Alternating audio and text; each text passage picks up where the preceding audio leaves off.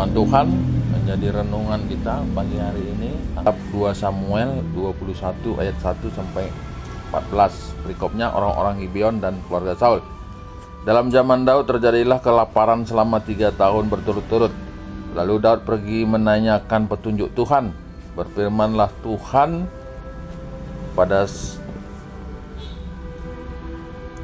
pada Saul dan keluarganya melekat hutang darah karena ia telah membunuh orang-orang Gibeon. Lalu raja memanggil orang-orang Gibeon dan berkata kepada mereka, orang-orang Gibeon itu tidak termasuk orang Israel, tetapi termasuk sisa-sisa orang Amori, dan walaupun orang Israel telah bersumpah kepada mereka, Saul berikhtiar membasmi mereka dalam kegiatannya untuk kepentingan orang Israel dan Yehuda. Daud berkata kepada orang-orang Gibeon itu, apakah yang dapat kuperbuat bagimu, dan dengan apakah dapat kuadakan penebusan supaya kamu memberkati milik pusaka Tuhan? Lalu berkatalah orang-orang Gibeon itu kepadanya, bukanlah perkara emas dan perak urusan kami dengan Saul serta keluarganya, juga bukanlah urusan kami untuk membunuh seseorang di antara orang Israel. Tetapi kata Daud, apakah yang kamu kehendaki akan kuperbuat bagimu? Sesudah itu berkatalah orang kepada raja. Katalah mereka kepada raja, dari orang yang hendak membinasakan kami dan yang bermaksud memusnahkan kami, sehingga kami tidak mendapat tempat dimanapun di daerah Israel, biarlah diserahkan 7 orang anaknya laki-laki kepada kami, supaya kami menggantung mereka di hadapan Tuhan di Gibeon, di bukit Tuhan. Lalu berkatalah raja, aku akan menyerahkan mereka. Tetapi raja merasa sayang kepada Mephiboset bin Yonatan bin Saul, karena sumpah demi Tuhan ada di antara mereka, di antara Daud dan Yonatan bin Saul.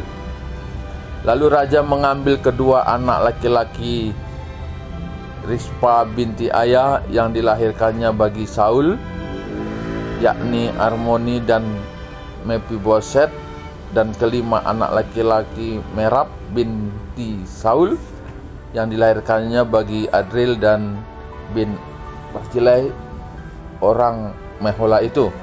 Kemudian diserahkannya lah ke mereka ke dalam tangan orang-orang Gibeon itu. Orang-orang ini menggantung mereka di atas bukit di hadapan Tuhan.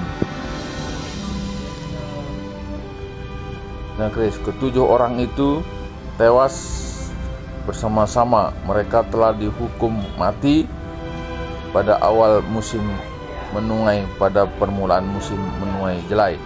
Lalu Rispa binti Aya mengambil kain karung dan membentangkannya bagi dirinya di atas gunung batu dari permulaan musim menuai sampai tercurah air dari langit ke atas mayat mereka. Ia tidak membiarkan burung-burung di udara mendatangi mayat mereka pada siang hari, ataupun binatang-binatang di hutan pada malam hari.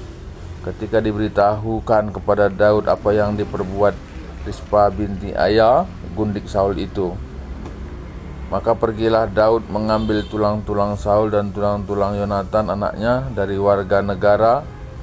warga-warga kota Yabes Gilead yang telah mencuri tulang-tulang itu dari tanah lapang di Betsan, tempat orang Filistin menggantung mereka ketika orang Filistin memukul Saul kalah di Gilboa. Ia membawa dari sana tulang-tulang Saul dan tulang-tulang Yonatan anaknya. Dikumpulkanlah juga tulang-tulang orang-orang di gunung tadi.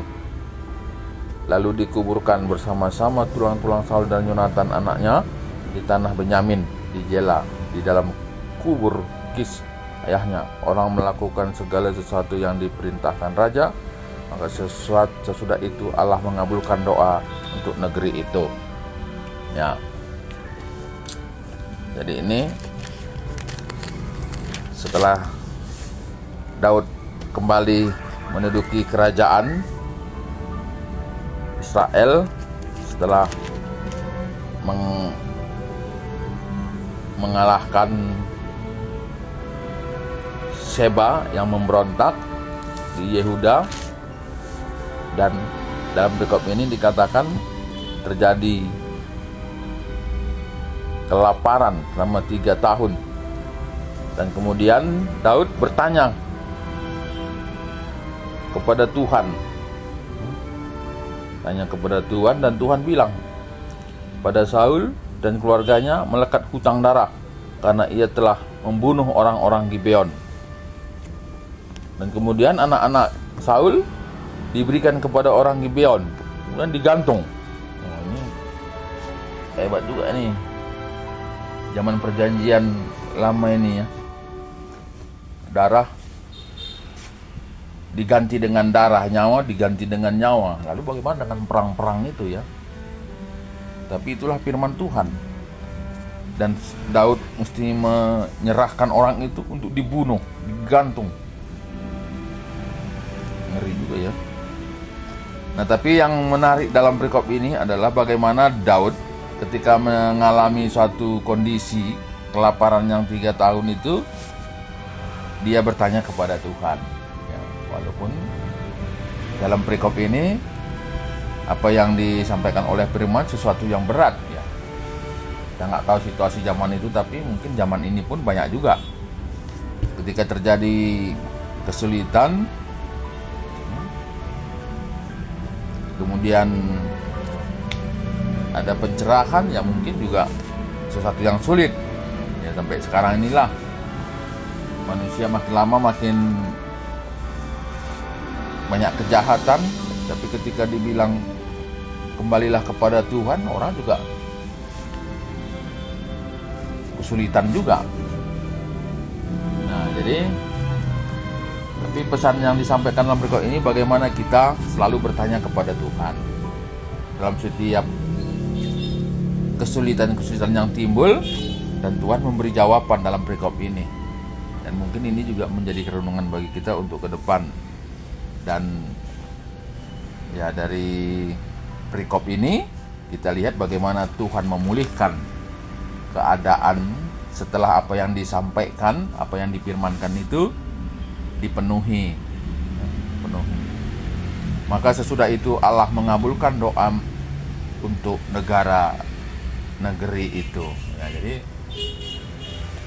kalau kita belajar dari kitab Yesaya, ya bukan terlalu pendek tangan Tuhan untuk menolong, tapi dia bilang karena dosa itu yang membuat doa kita tidak sampai. Nah, jadi konteks zaman itu adalah bagaimana Saul berhutang darah, tapi konteks saat ini mungkin dosa yang banyak timbul dalam kehidupan jemaat, sehingga ini menimbulkan doa-doa itu tidak sampai atau terhalang.